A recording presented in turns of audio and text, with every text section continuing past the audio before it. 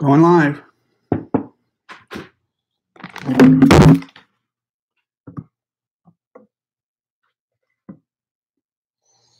Who's with me? Who's with me? Anybody? Let's see.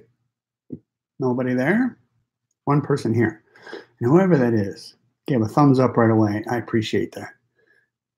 If you're here, please give a thumbs up. Hey, Spivey. Drinking my bulletproof coffee. Hi, Vicky. How are you this morning? Feeling any better? I want to talk about calories today. I know we talked about that a lot. Love you, Vicky. Tell Greg I said hey, too. And tell him not to work so hard. And I can't wait to see you guys in September. Looking forward to that. Anyway, I talk a lot about calories, and what I wanted to talk about today is, oh, hey, Greg, is that a lot of people focus on counting their calories, okay? And I told you guys that I don't agree with it. All right, but there's times when I think you should count calories, and there's times when I think you shouldn't count, when you should not. Because for one, most people just think all calories are the same, and they're not. Calories are not the same. If I ate, like I've told this story before, if I ate 1,500 calories worth of junk food, sugar, carbs, like ridiculously killing you kind of carbs, is that going to be the same as eating 1,500 calories of keto? No, absolutely not. It's not even close.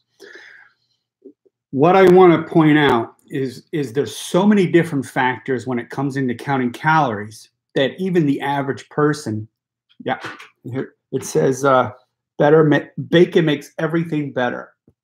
Yeah. Everybody is so focused on counting calories that they actually forget.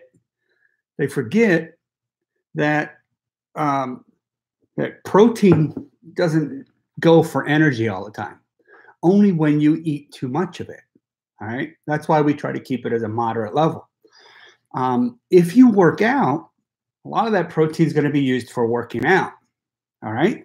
Repairing the muscles. Because when you work out, your muscles break apart, the muscle fibers break apart, and the protein goes in to fill up those breaks everywhere your muscle was broken. And it's okay to break that muscle. That's what you're doing. When you exercise, you're pulling from this end, and the muscle fibers in the middle are breaking apart. And the blood is now pumping to that muscle with that protein to fill in those little gaps that you just broke apart. Now, I'm not talking tearing the muscle, because usually a tear is here at the bone, and it's either a pulled ligament where you pull it, or you tear it from the bone. Tearing means you're probably going to have surgery. But breaking down muscle fibers, they're hair-like fibers, and they're going to break all over in the muscle. Okay, and that's the soreness part of it too. So your body's now putting protein in the middle of all that to make those muscle fibers stronger, so that your muscle gets stronger. Sometimes your muscle will get bigger from that, because as it keeps breaking apart, it just keeps expanding. That's how a muscle grows. That's how a muscle gets stronger. And so forth. So when you're eating, sometimes you have, like, your body doesn't just automatically tell you, okay, I'm going to use this much of your protein to fix the muscles because this is how much muscle fiber you broke. There's nothing out there that says how much you broke down. There's nothing out there that's going to tell you how much protein your body needs to repair that muscle, and how much of that protein is it going to use to, make you walk down the street and have energy. You don't know, okay? You're eating some carbohydrates, you're eating some majority of fats, hopefully, and those fats are going to be used for energy. But what happens if you don't use up all that energy? What happens if you decide, well, I'm just going to sit around today? All right? Your body just isn't going to say, well, I'm going to use this much protein for this. I'm going to use, it doesn't tell you anything. So the idea that people totally understand what a calorie is and what a calorie does and how many calories they should eat and how many calories they're going to burn, that's just complete and utter nonsense. They have an idea, they take a guess, but everybody's different. Like, I utilize protein probably different than my friend Vicky does.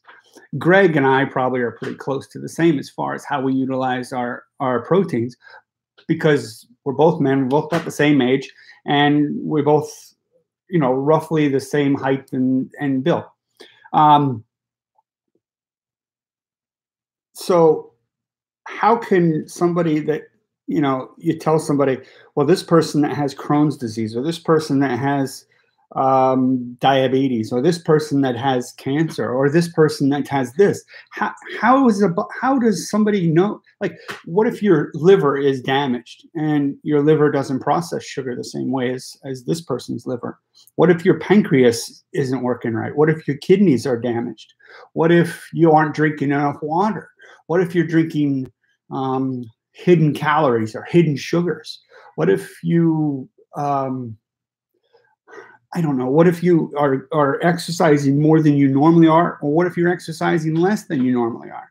There's so many factors into understanding what a calorie does. It's just ridiculous. So my suggestion, and always has been my suggestion, and it's pretty good. It's pretty scientifically based. Listen to your body every day. You eat when you're hungry and you stop when you're full. That's it. You don't worry about trying to get so many calories in a day, because every day is different, and you're going to be different. And the food you eat is going to digest differently than the food you ate yesterday. So like, even if like I digest 2 pieces of chicken this way, you may not digest those same 2 pieces of chicken the same way.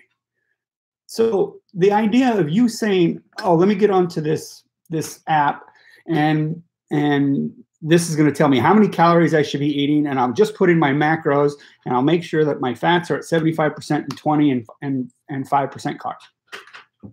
All that I understand. Some people need some sort of guidance. They need some sort of direction, and I get that. But the idea that you have to put in your height, your weight, your age, and your sex, and somehow that's going to give you a magical number of how many calories you're eating or how many calories your body needs is complete nonsense. Okay? Only your body is going to tell you when you should eat, or when you should drink water, or when you should exercise, or anything else. If you feel low in energy, start paying attention. It could be.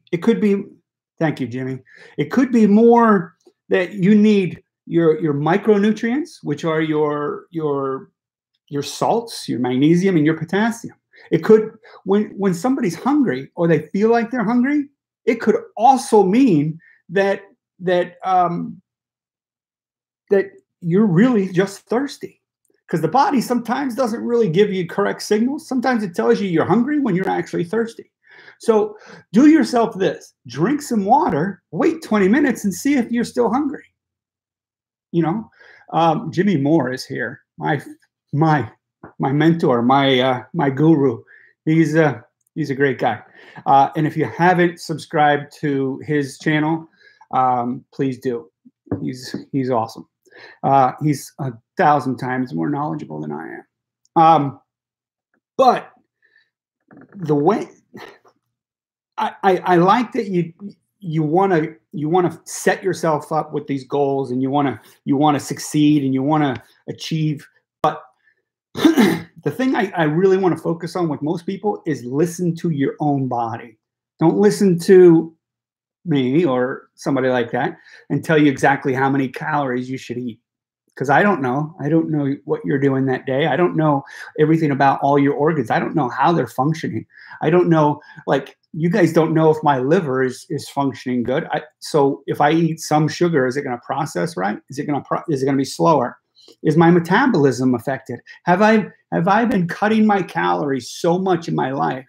Have I been have I been doing such a bad job and of high carb and low fat that I've damaged my metabolism for a long period of time? There's a big chance of that, because I was so adamant about cutting my fats down and not doing this and not doing that. And Jimmy said something that I want to read. Sometimes it's a salt deficiency too. A little pinch of Himalayan sea salt under the tongue can zap that hunger away. Exactly. That's one of the things I was saying. If you're feeling low on energy, it could be that you're low in salt. And you guys know I've talked about Stephen Finney and the study that he mentions that's in the New England Journal of Medicine that proves that the U.S. standard of salt on a ketogenic diet is actually much higher than what they recommend. They recommend 1,300 to 1,500 or even as high as 2,400. But according to Stephen Finney and the people that he quotes, McDonnell and I forget the other guy's name, but he said that study has been in that New England Journal of Medicine for 4 years, and it's just gaining steam. It's not getting debunked, which some things in there do get debunked. You know, doctors submit them, other doctors look over them, and they go after them. Okay. Now, you guys have seen, I made that Soleil water. I put Soleil water in my coffee every morning, 2 tablespoons of it. I put a pinch of salt on my egg, and then a pinch of salt on my other egg. I don't eat any foods that are low in salt, so I know my salt intake is going to be high. Plus, I do my butter broth that I've made a video on. If you haven't seen that, please check that out. I get enough salt in, so I usually know that when I'm hungry, I'm either thirsty or I'm hungry. So I do the thirsty part first. I drink a bottle of water, okay? And I see how that works out in about a half an hour, 20 minutes to half an hour. If my ghrelin is still telling me, hey, you got to go eat, man, then I'll go eat something, okay? I listen to my body. If I'm not hungry, I don't care if it's noon and everybody else is thinking lunch. If I'm not hungry, I'm not hungry. Last night, my wife came home with some food to make for dinner, and I just wasn't hungry. And she says, you don't want a salad or anything? And I was like, no, I'm good. I'm not hungry at all. So I didn't eat. They ate. They had orange chicken, something like that. Something she made. I couldn't have ate it anyway. Maybe the vegetable stir fry part of it. But the point is that we don't know where our calories are going. Okay, we could eat so many calories, and we could think, well, this is how many I needed for energy. I needed this many calories for energy and to function.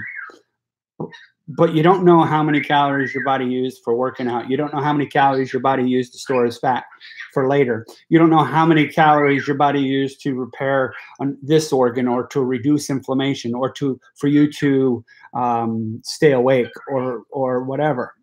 Good morning. Yeah, he's saying good morning. Does anybody have any questions about calories? Hey, the Brights is here. The Brights. He is on Facebook. I'm on Facebook and YouTube. I'm on both. If you guys haven't noticed, I'm on both right now. And I'm drinking my coffee. I tend to get more people. And to me, it's not always about all my views on YouTube, which I do appreciate all my views on YouTube, which I'm going to bring something up too.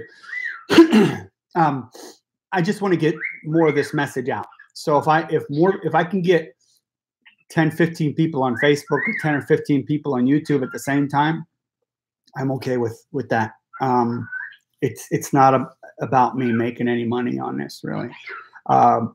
It sucks that it costs me so much to make some of these videos, or time, but I love doing it. I do the videos because I love talking to you guys. I love giving you the knowledge that I've learned over the years, the courses that I've taken, the experiences that I've had in the gyms. If you don't know me yet, I was a trainer for a long time. I was also obese. I still am, I think. I still have a lot of extra body fat I want to lose, a lot. And I need to give all this knowledge to somebody. I just can't keep it inside me. And I just want to help as many people as I can.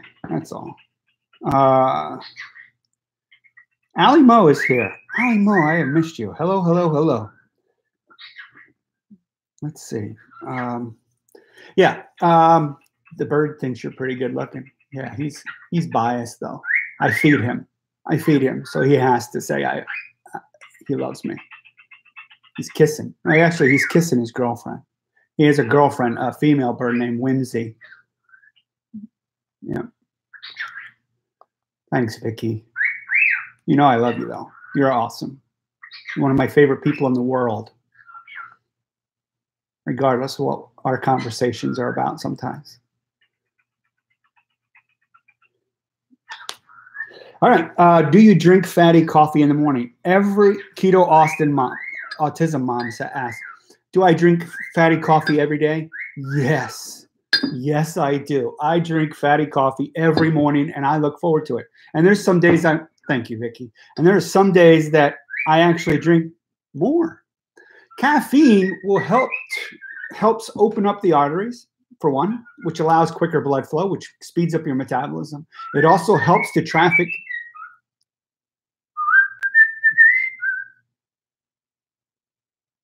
Now he's wondering what I'm saying. And it helps to push blood, fats and ketones throughout the body, and helps with the energy. So that's why a good caffeine is actually very good for you. Now, if you like, I've watched Dave Asprey. He's the guy that really coined bulletproof coffee and came up with that idea. I love you too, buddy. The coffee that he came up with, he says to use as quality coffee as you can, as quality as you can make it. And the reason being is that the United States has a standard on their coffee beans that they allow mold to be on coffee beans, and they'll just spray it off with water. Other countries don't allow this. I don't know why we allow it. We just allow it. So quality coffee has no mold on it, or never had it on there in the first place. He says that the jitters that people get from drinking coffee isn't from caffeine, but it's from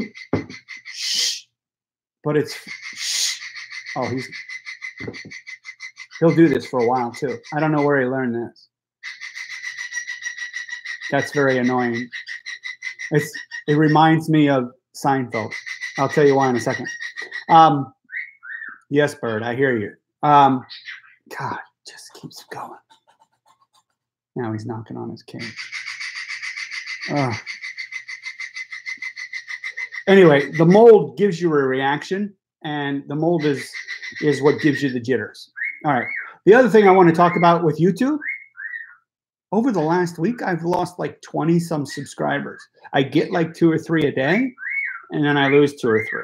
And then I've gotten up to 3,407 the other day, 3,408, and now I'm back down to 3,400.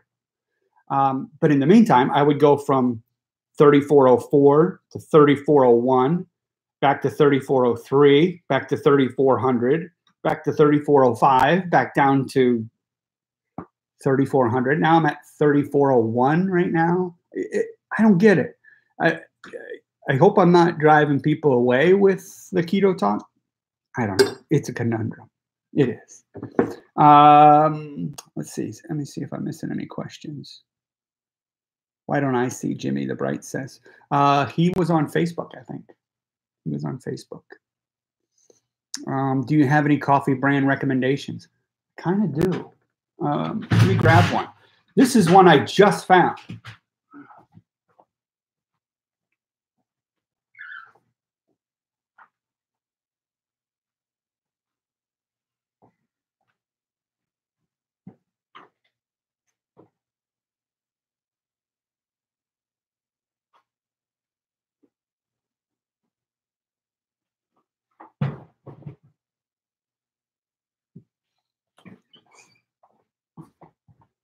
All right. Sorry about that. Here's the coffee I have just been drinking recently. I do the pods, but you can buy this in a bag. Let me grab that too. Sorry.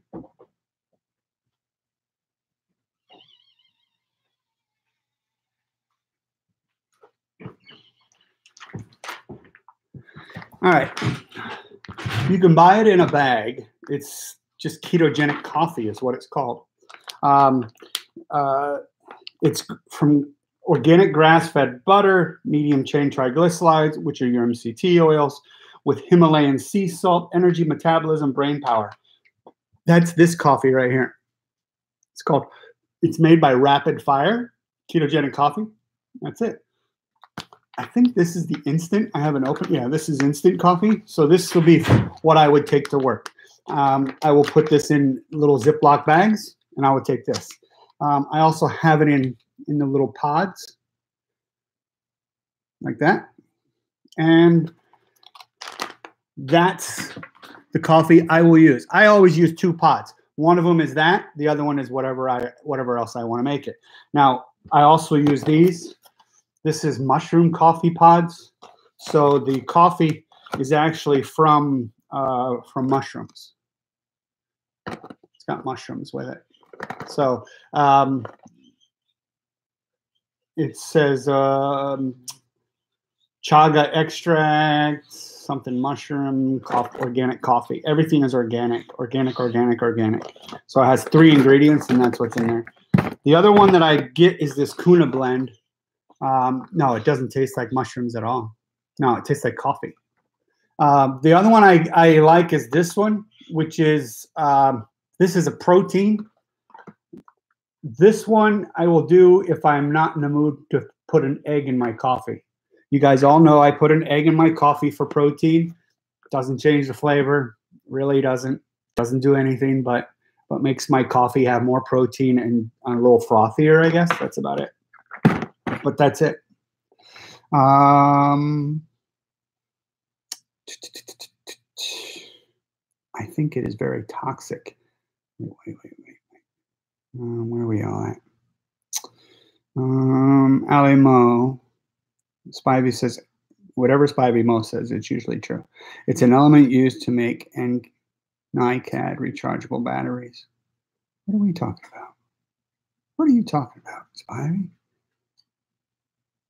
I don't know where Spivey's gone. Oh, he was talking to somebody that writes, your blood work will improve. And people are asking about blood work. I'm trying to catch up on what they're talking about here. Your cholesterol, don't worry about it. Cholesterol is not an indication for heart disease. If your doctor still thinks that, he's just not up to par. Every morning I'm torn between my yummy bulletproof coffee and intermittent fasting. I want to intermittent fast, but I need my coffee. Shelly said that. So Shelly, let me ask you this. Are you drinking that bulletproof coffee out of routine and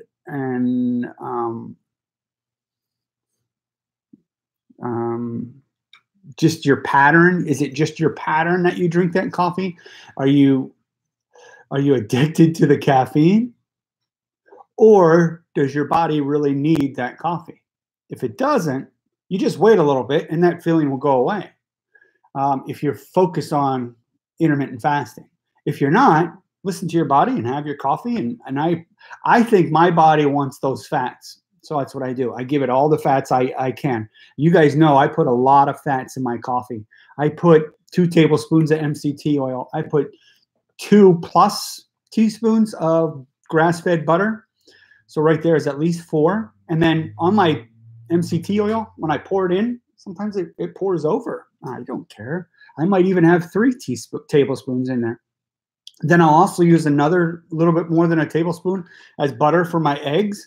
And then I'll put in, like this morning, I had 2 eggs and 3 pieces of bacon.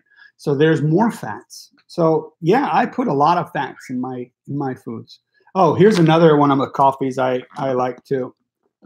Just while we're at coffee. It's called Death Wish coffee. Supposed to be one of the strongest coffees out there. Yeah, it says right here, warning, the world's strongest coffee. I think it's been dethroned. There's I have other ones in there that are much stronger. One of them is like napalm, I think. Good morning, Sharon. One of them is napalm. I know that one was ranked higher recently. But coffee is, it's not meant to just be strong and more caffeine. It's meant to be better. The best coffee you can afford is the best coffee for you. Okay? If you can afford Folgers, I have Folgers. If that's what you can afford, then you have Folgers. If it's just totally up to you. Dave Peters says, Steve, I'm a big believer in calories in versus calories out. With that being said, I rarely hit my,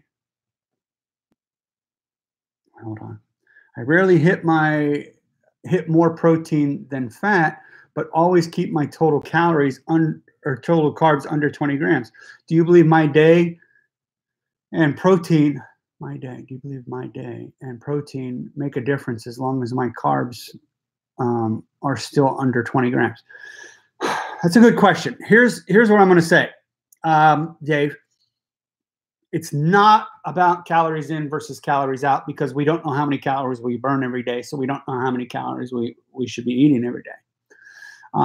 Because I'm probably going to burn more calories today than I did yesterday, but my eating might be totally different.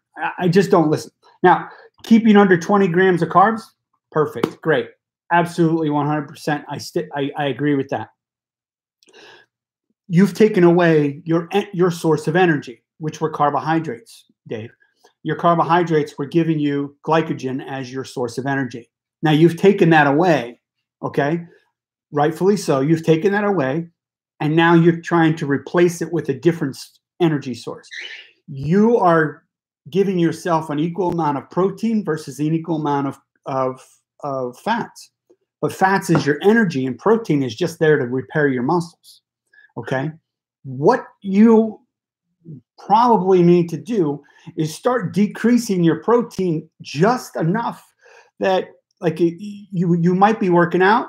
I'm hoping that maybe you're doing a little bit of something. If you're working out, then that protein is going to be used for the muscle. It should not be used for energy, because protein gets turned into sugar. It doesn't get turned into fat. It doesn't get turned into a ketone. All right? Fats get turned into ketones. Ketones become your energy source when you deprive your body of carbohydrates. You have to give your body that energy source, which is your fats. So don't be afraid to give your body fats. Okay? You are not going to be able to eat more fats than you are burning off. That's the way the ketogenic diet works. That's how it's so beneficial. Your body gets satiated from the fats that it eats. Okay? It feels, this I'm good. I don't need to eat anymore. I feel better. But when you ate carbs and you eat proteins and your body's processing sugar, you tend to keep eating it and overeating and eating and overeating. Okay? You don't have to regulate those calories in, calories out, counting this, counting that. It's more about the effect that the food is having on your body. Is this food spiking my insulin? And insulin is what tells your body to store fat. That's how it works. So if you don't want to store fat, you do what you're doing, which is fine, but give yourself some energy food too. Okay? Don't assume that your energy is okay where it's at. Try and give yourself a little bit more fat to eat to process into more energy and see what happens. Your energy level might start picking up. And what that means is that your body's metabolism is starting to speed back up. Your basal metabolic rate, which is the amount of energy you use throughout the day, that's starting to increase. You know, that's increasing your metabolism, which is awesome. Most people, I try to tell you, eat more in the beginning of the diet push yourself to improve your body, to improve your functions, to try to rectify that craziness you did by killing your calories or killing your metabolism by cutting calories and increasing carbohydrates. Okay, I always tell people, try and boost it up in the beginning. You have your whole life to figure all this out. Okay, but keeping the carbs low is spot on. That's the best advice that you passed on that gives to everybody. Worrying about your calories does a couple of things. Worrying about calories causes stress. Stress causes cortisol. Cortisol is just like insulin. Cortisol is a hormone that will tell the body to store fat. So the more we stress out, which is why people say when you stress, you tend to gain weight. It's because of cortisol. It's a hormone. It's a hormone thing. Okay? When you are gaining weight, it's because of hormones. It's not because of calories in versus calories out. All right? Because I can go work out and kick myself in the butt, and I'm burning very little carbohydrates.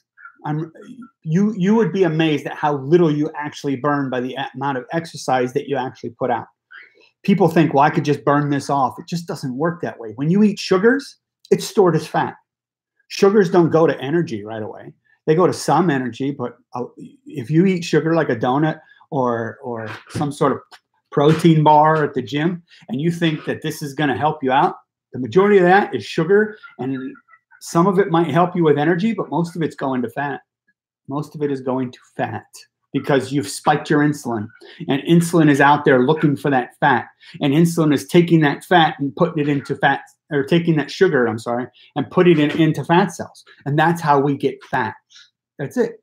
We get fat because we spike our insulin, because we stress out and cortisol gets into our system. And that's how you are gaining weight. That's it. Dr. Fung explains it so many different ways in his books and his seminars and everything else. He's a very smart man. Jimmy Moore explains the same thing. When you are eating sugars, when you are eating too many carbs, when you are eating too much protein, your body will process that into sugar. It's through a process called gluconeogenesis. It's through a couple different other S's kind of procedures. But the majority of weight gain isn't from calories in versus calories out. It's from the food that you're eating and how it's affecting your hormones. That's it. Hormones affect every single thing about your body. And the standard American diet wants you to believe that it's about calories in versus calories out. It's not. It's about hormones. It's always been about hormones. That's it. You focus on the hormone part. You correct your hormones. You listen to your body. You protect it. You say, okay, if it's morning and you're not hungry, you don't have to eat it. You don't have to eat in the morning. When you work out too hard, you will force more cortisol on your body because you are stressing your body. Delayed onset muscle syndrome, called DOMS. That's when your muscles are in serious pain for days. That's cortisol on your body. That's literally cortisol on your muscle, eating your muscle away, deteriorating your muscle. That is cortisol. That is your body forcing fats, forcing stress, forcing damage on your muscles. My connection is funky this morning. What is good? What is a good supplement for cortisol? L-glutamine. L-glutamine, if you are working out, there is a supplement. It's an amino acid called L-glutamine. You just put it in your water. It's got no taste at it. It's a powder. Put it in your water and drink it. It will get rid of the cortisol. Flushes it right out of your body. Okay? So if you're stressed, you could go out and get a big container of L-glutamine, put it in your water, and that will get rid of cortisol. My former client owns Bloom Naturally. It's a health food store. She also opened another one. Hey, Rocky. Rocky's here. She has Bloom Naturally in Bloomsburg, Pennsylvania. She also has Bloom Naturally in Danville. I don't know if she's calling it Danville Naturally or what she's calling it, but probably Bloom Naturally. But she didn't believe me that L-glutamine will get rid of cortisol and the pain off of her muscles. I said, look it up. Just look it up. So she went back and she goes, oh my God, how did I not know this? I was like, I don't know. I don't know. But taking L-glutamine will get rid of the cortisol off the muscle, and MSM will help repair the damage. So it's basically like this. People take that MSM and try to, like they used to take glucosamine and chondroitin, but they counteracted each other. So now they found out that MSM, glucosamine and MSM actually work better together. But you have to put out, you can't rebuild a house while it's still on fire. So to get rid of to put the fire out, L-glutamine. L-glutamine takes the fire, puts the fire out. MSM, glucosamine, they could help rebuild the damage that you've already done. So those are the workout tips as far as pain and stuff like that. Can you post what the name is to get rid of cortisol? L-glutamine, you want me to post that? Glutamine is G-L-U-T-A-M-I-N-E, glutamine. G-L-U-T-A-M-I-N-E. Glutamine, I guess if you want to pronounce it, syllables. Glutamine. What are we talking about down here? I'll have to look at that later. Going back to the coffee, picking organic South American coffee, does that lower the chances that it had mold on it? A lot of times, yes. Now, coffee, just because it's from a different country doesn't mean it doesn't have mold on it. Okay, if it's shipped into the United States, it very well can, because the United States doesn't care whether it has it. Coffee from a different country doesn't mean it just doesn't, that it somehow is immune to mold. It can have mold on it. It can get mold on it, but most countries will throw it away if it has the mold on it. The United States just sprays it off. And the problem is some of that mold stays with the coffee, and when it gets ground up and processed into a cheaper coffee, you tend to get more mold. And then when you drink that coffee, you get those jitters. Those jitters are not necessarily always caffeine. They are a reaction to the mold that's in the coffee.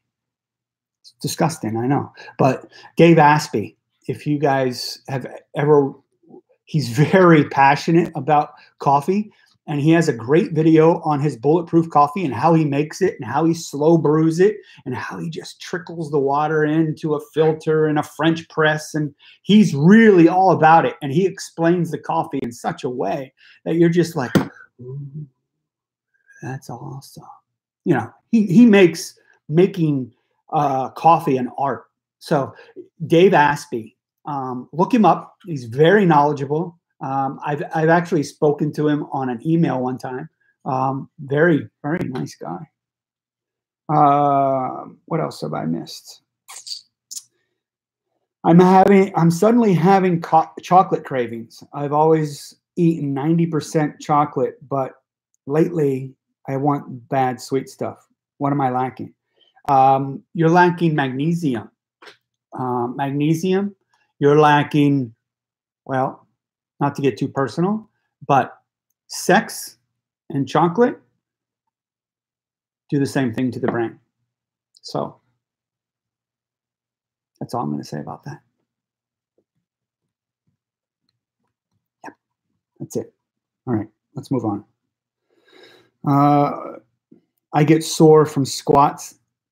That cortisol working. It depends on how you do it. If you do an exercise improperly, if you cause damage, like say on your squats, if your knees are too far forward of your toes, which they should never do, if your butt goes too far down below your knees, which it shouldn't do, if you are doing an exercise improperly, if you're doing a bench press too deep, if you're doing cable or flies way out here for some reason, you're causing some damage and some stress onto the body. That's where the cortisol will come in. Now, normal everyday working out, that little bit of muscle pain, that's those little fibers breaking apart. That's okay. But if that pain lasts for more than 24 hours, that's cortisol. All right, that's called delayed onset muscle syndrome, and people call it DOMS, D-O-M-S, and that usually happens 24 hours after you've worked out. If that pain really goes nuts, it goes nuts. Sherry asked, doesn't the mold get burned off when roasted? It actually gets burned into the grounds and gets burned into the coffee. That's why they attempt to spray it off in the beginning before they roast them. But that whole spraying process doesn't get rid of all the mold. I'm not saying all your coffee has mold, because I would think that majority of coffee just doesn't have all that mold on it.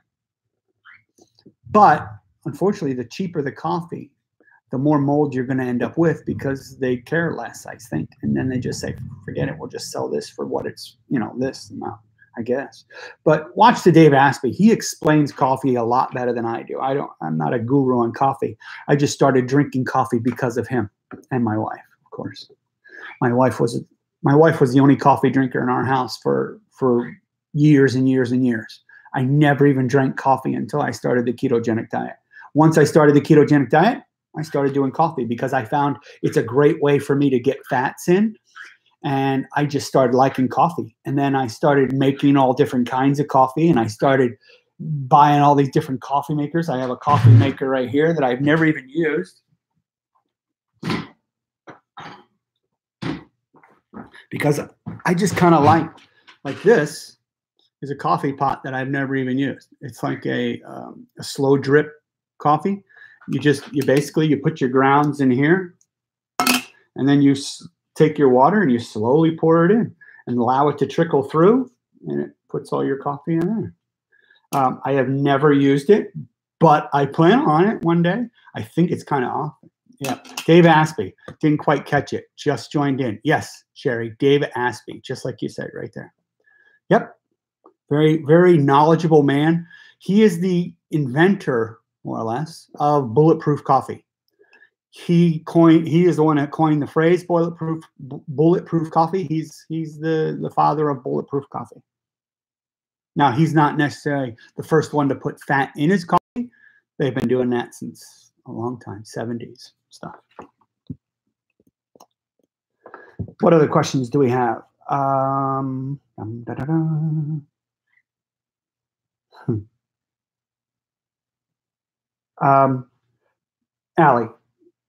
why are we asking about sex? Sex fixes the urge in your brain the same as that chocolate would fix that same. I don't know what that fix is called. I forget the name of it, but they trigger the same thing in the brain.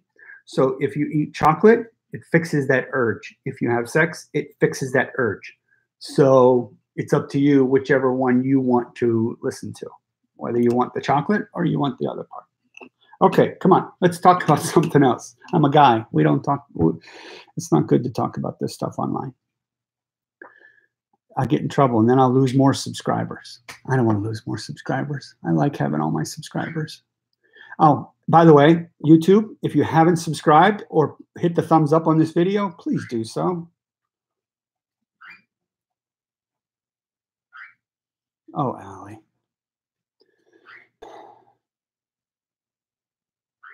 Okay, all right. Any questions other than Allie and Spivey's conversation? Yeah, it's dopamine. Thank you, Kelly. How did I know Kelly was going to know it? I figured Kelly or Spivey. It's dopamine. Dopamine is what coffee or chocolate and sex fix. It's dopamine.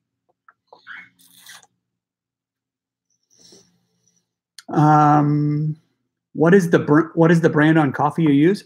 I use a couple different ones, actually. The one I like, the one that I would have been really, really happy with is this one here. It's Rapid Fire. It's the K-Pod, or those pods. K-Pods, I guess they're called. But like I said, you can get it in an instant coffee form. Oops. You can get it, it comes all different ways. I'm not advertising this. I'm not getting paid for this. I just found this, and I like that this already has organic grass-fed butter, medium chain triglycerides, Himalayan sea salt. Everything I put into my coffee except for my egg is right here. Okay, I'm just saying it's a pretty good thing. This is the instant coffee, and let's see. Ketogenic blend, coconut oil, butter, and grass-fed butter, MCT oil, rapid fire boost, whatever the hell that is. Instant coffee, organic, zeaxanthin gum, and Himalayan sea salt. That's it. That's what's in this. Sugars are less than 1 gram for every 2 tablespoons of instant coffee. There are 3 carbohydrates in this. I don't know where they come from. There's 8 grams of saturated fat, 9 grams of total fat, 115 milligrams of salt. It's not very much salt. Pete's Organic. I actually have that too, I think. Where do I find this coffee? I get so much stuff from Amazon that if it's in my house, it probably came from Amazon. Honest to God, I must get a package, 2 packages a day. I'm weird like that, I guess. That or like the local grocery store. I don't go to too many health food stores because there aren't too many up here. Any idea how I've lost 56 pounds and still the same size clothes? They are a little loose, but it's next size down is still too tight. Shelly, it's the way the body loses weight is through the extremities first. So it depends on how fat your face was, how fat your arms were, how fat your legs were. Okay, your body shrinks from the outside down. So when we always get to the last bit of weight that we always want to lose, it's always right here on our midsection, somewhere, whether it's in our front abdominal, whether it's in our love handles, whether it's in our butt, whether it's in our thighs. It just depends on where your center is. Okay, because there's all these different types of builds. There's the pear, the apple, stuff like that, or just the overall fat. It depends on where your fat is your fat might have come off. Like for me, a lot of mine was in my arms. Now I have probably 0 fat in my forearms. I have 0 fat here. Okay, if I had what fat I have here on the rest of me, I'd be fixed. I'd be happy. Okay, but I don't. I still have this gobbler thing here, which I can't stand. I don't have the fat as much as I did here. I know I look at some of my pictures and my jaw is looks like it's out here like this. I remember my neck used to be out here. So now I know, and none of that would have changed my size. None of that would have changed my clothing. I went from, but I did end up going from like a 3X, almost a 4X shirt into this is an XL. And my pants are now, I was wearing 36s the other day, and there was I could pull it off to the side, and it was like that far of a gap. Like literally I could stick my fist down in my 36s. But it depends on the maker, I guess, too. What else are we talking about? I find you get the best bang for your buck if you use whole in 100% Arabic, then grind fresh each time. That's true. And I'm telling you, this guy, Dave Asprey, will tell you, because he goes right through it. He says, this is what you do with your coffee beans. You keep them this way. And then when you're ready to use that coffee, you grind it then. You don't grind it ahead of time. You grind it then, and then you percolate it, and then you slowly trickle water in onto your coffee. And he slowly trickles water, and he says, and you want to have it at this temperature. It's a lot of work, okay? It's a lot of work what he does. But like he thinks that you should trickle this water over there for minutes, trickling your water over the coffee for minutes, not just for a couple seconds. Like just pour the whole thing of hot water and just let it trickle down. Like fill this with coffee and then just pour all the water. No, he wants you to slowly trickle down. It's a lot of work. I'm going to tell you, he makes it seem tedious and hard. And I like the easy K-cup. I go over, I push a button, bloop, water comes in. Thanks for answering my questions, trying to catch up on your videos, but I am really enjoying you in the kitchen videos. Very informative. Thank you, Noah. Appreciate it. That's awesome. I appreciate somebody watching my food videos. I try to put a couple. I'm actually doing one today. I'm going to do meatballs today, and you're just going to have to tune in and see that one. That's later today. Have you heard of keto helping with anxiety and panic attacks? Absolutely. Keto Autism Mom. That's what I focus my channel on, is mental issues and helping that with keto. I have anxiety. I have depression. I have PTSD, and I'm now pushing myself to help others, to show others that there's more ways of helping autism. There's more ways of helping anxiety and depression and PTSD. There's more people out there than just people that fit my mold that are just a former combat veteran. Okay. Combat veterans are only 10% of PTSD people in the United States. 10%.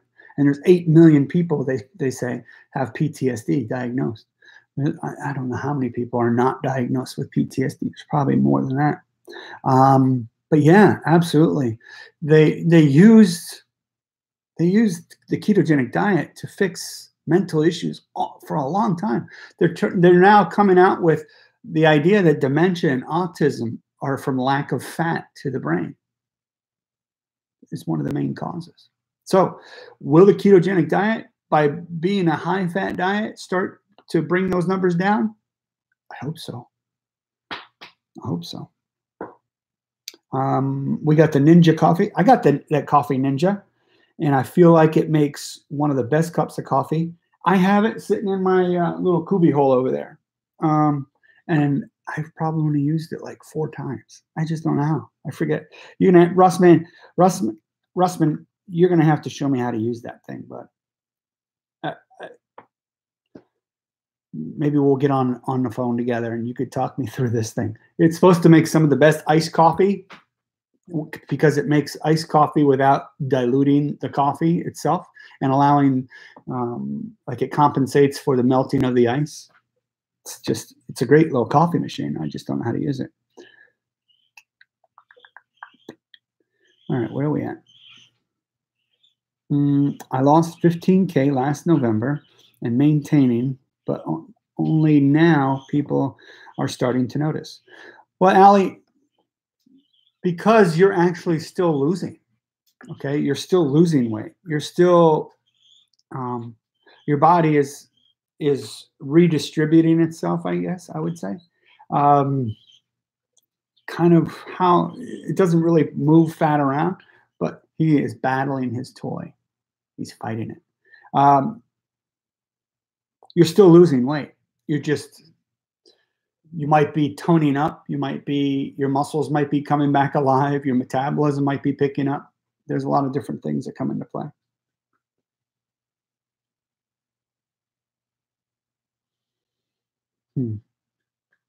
Face starts changing almost right away.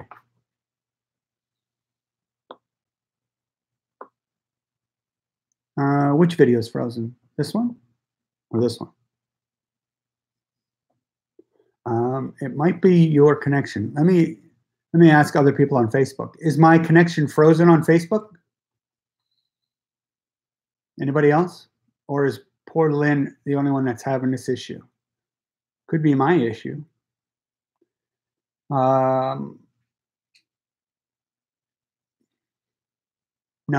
what? No, it's not frozen? No issue? Anybody? Are we here? Are we still going? No, it isn't. No, it isn't. What? Oh, that's Lynn Marie. Okay, good.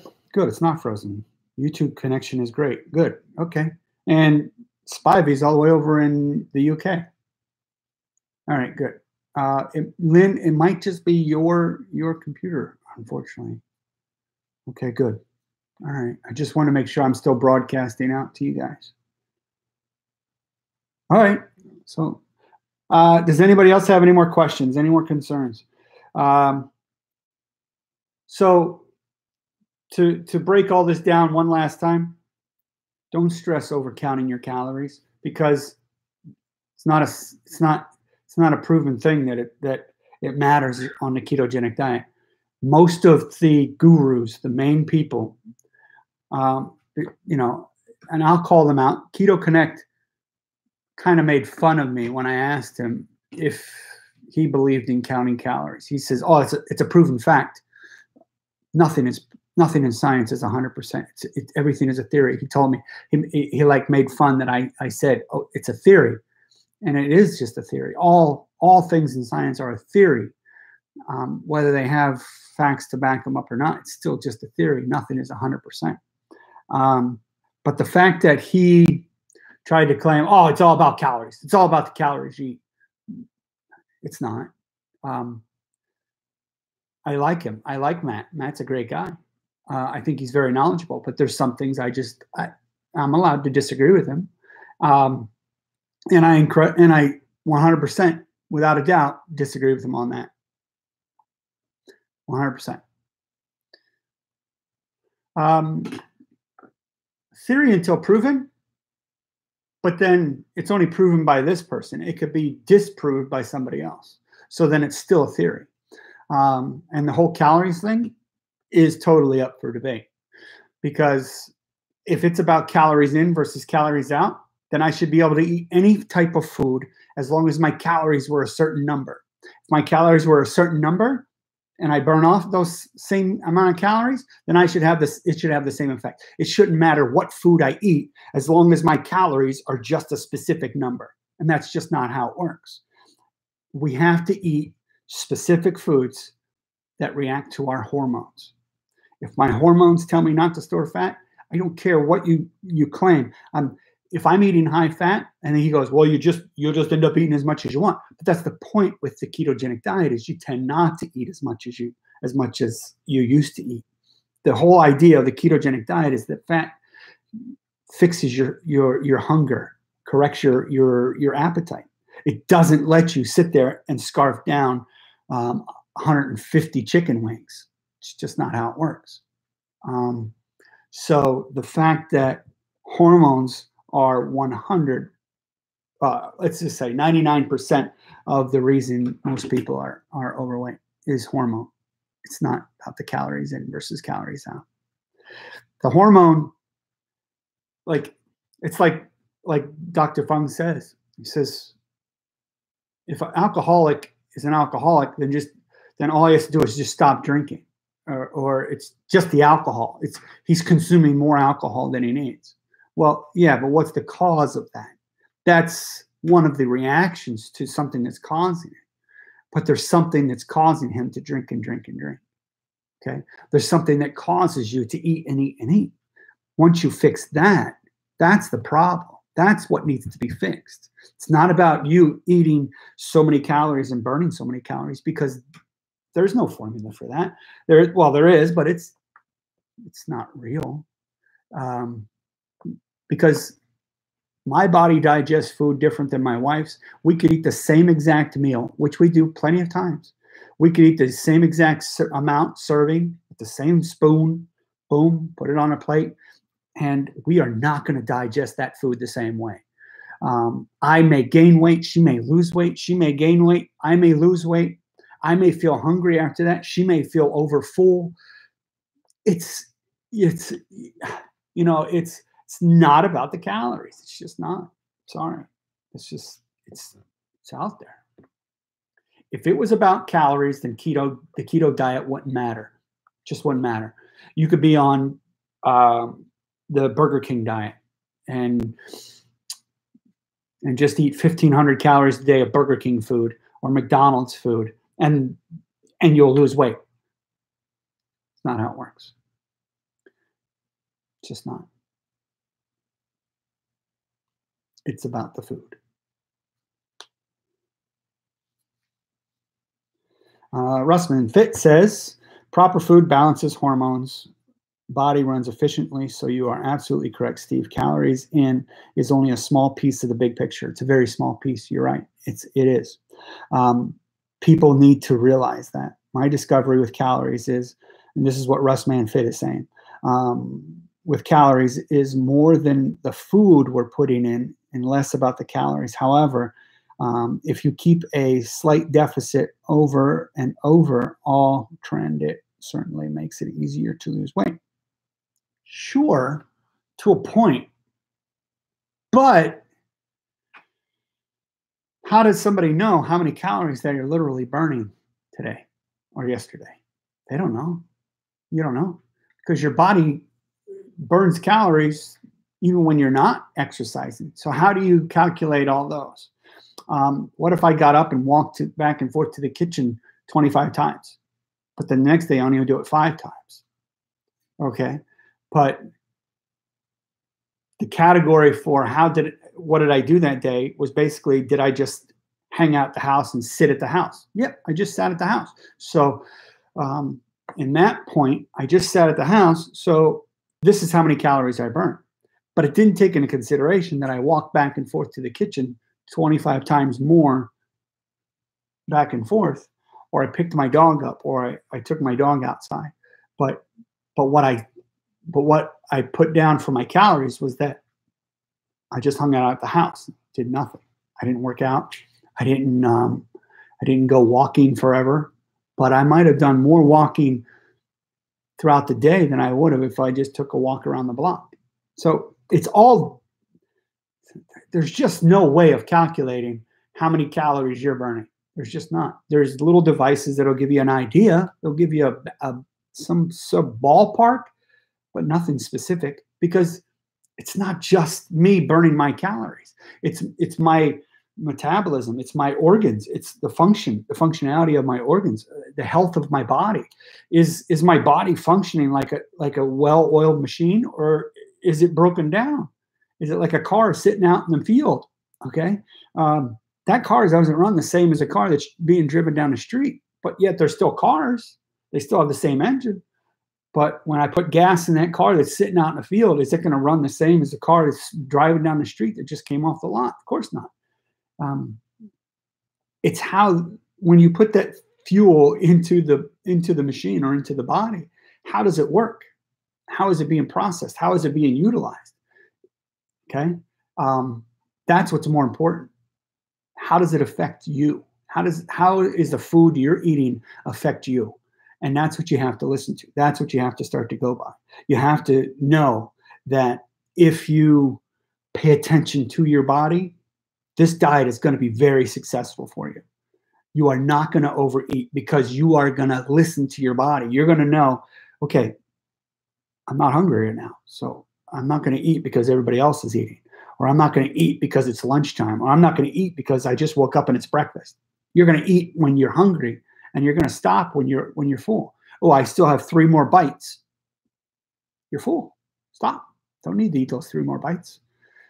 Give them to the dog. Some starving kid in Africa. You know what I mean? Like, I watched a comedian that said that the other day. He says, when I was a kid, my mom used to tell me to eat everything on my plate because of starving kids in Africa. There's still starving kids in Africa even after I ate that. So I didn't understand what me had in wherever he said, Ohio, eating the other 3 pieces of broccoli and some mashed potatoes. He goes, well, how did that help people in Africa? It was just funny. I don't know where that saying came from. Yeah, it's just funny. Not that starving people in Africa is funny. It's just funny that parents used to say, maybe they still do, I don't know, you have to eat everything on your plate. Starving kids in Africa, I guess it's just meaning that you have the opportunity to eat and they don't, so you should overeat, I guess. I don't know. Tracking calories you're burning is very hard, and deficit should simply be based upon the approximate number that you might be shooting for. True, I get that. There's an approximation, but it's an approximation based on your height, your weight, your age, your sex, and your activity. It's very limited to what it's based on, okay? In order to find out exactly how many calories, you probably have to be hooked up to a machine in order to figure that out. It could give you a ballpark number. It can say, oh, you're at 2,500 calories. Yeah, really? How'd you figure that out? Because how's my metabolism? They don't know. There's guys that at the gym, how's his metabolism, my metabolism, and her metabolism? And we're all the same height, same weight, same activity level, but yet we might be burning calories in a different way. And it might be off by a lot. Okay, I'm not talking like 100 calories here and there. It could be off by 500, 600 calories sometimes. Don't put all your chickens, eggs in one basket. Don't put them all there. Don't assume that if you follow this app and you follow those amount of calories and you are not and you are hungry at the end of the day that you're going to lose weight. It's not how it works. The ketogenic diet works by you eating to satiety, by you eating when you're hungry and stopping when you're full. That's how the ketogenic diet works. It does not work by you under eating, keeping your calories at a restricted level. That's standard American diet stuff. Okay? Eat when you're hungry, stop when you're full. So many people say it because it works, because that's how it works. All right? All right, guys. Thanks for hanging out. Russ, great comments and great questions today. You are amazing. What a contribution, Russ. You made great points. And I'm not dissing the whole idea of counting calories at times, because some people definitely do need it. You do what you got to do. Okay? I'm just giving you the information that I have, sometimes my opinion. Please give a thumbs up. Please share these videos. Thanks for showing up. Thanks for hanging out. And I will see you guys later today, I think.